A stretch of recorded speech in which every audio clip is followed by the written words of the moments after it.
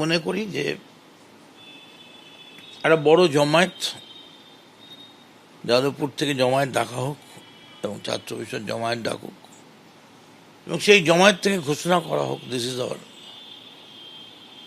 Last request, আমরা শান্তি চাইছি। কিন্তু যদি এই জিনিস করতে থাকে আমরা তো আর ইউনিভার্সিটিকে বন্ধ করতে পারি না। এই যে ওরা চ্যালেঞ্জ করছে, এই চ্যালেঞ্জ আমরা এক্ষুনি এনে নিতে পারি, করে দিন না সারা বাংলায় ইলেকশন। দেখি না ওরা যে চ্যালেঞ্জ নিচ্ছে, কটা কলেজে ওরা নমিনেশন দিতে পারে, বুথে নমিনেশন দিতে পারে না, কলেজে করতে দেবে। মমতা বন্দ্যোপাধ্যায়ের দিকে তাকিয়ে গোটা পার্টি চুপ করে আছে, সংযম দেখাচ্ছে। শুধু একটুখানি মমতা ব্যানার্জিকে মানে ইনস্ট্রাকশনও দিতে হবে না, খালি বলতে হবে যে আপনি ছাত্র পরিষদের নেতৃত্ব আপনার বুঝে নিন। কতক্ষণ? অরূপ 1 মিনিট বলেছে, আমি 30 সেকেন্ড বলবো। মানে একটা কানে কানে কথা বলার পর দুটো কান তো খুঁজে পাওয়া যাবে না কথা বলার জন্য। রায়টা যে প্রতিবেশী রাষ্ট্রের মতো না হয়, কেন প্রতিবেশী রাষ্ট্রের মতো হবে?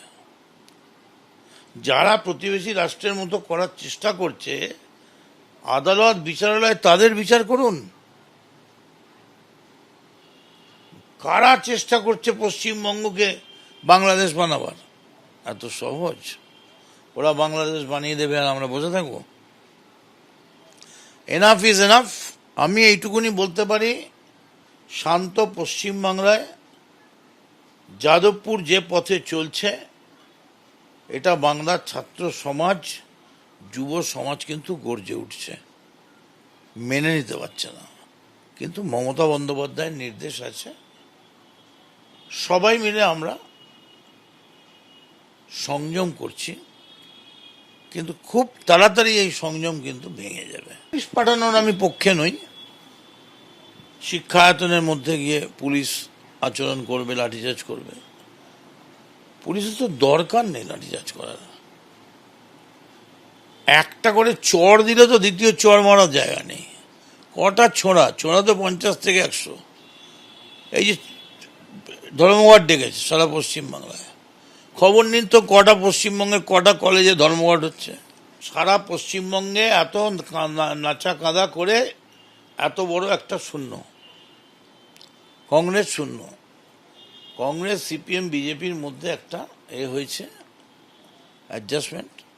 26-এর আগে পশ্চিমবঙ্গকে একটা গোলমালে নিয়ে যাও। It must be stopped. আর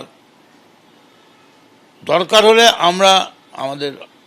আমি নিজে রাজি আছি, ওই ঠিক যাদবপুরের গেটে আমরা অবস্থান শুরু করতে রাজি আছি, গিয়ে 10 জন বসে যাওয়া, দেখা যাক। That time has come to fight back.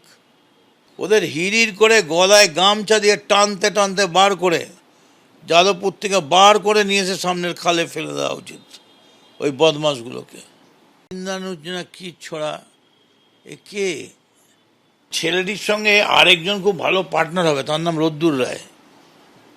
ওই রোদ্দুর রায়ের সঙ্গে ওকে একসঙ্গে জড়িয়ে দিন, দেখবেন দুজনে পাগলার মতো ঘুরে বেড়াবে।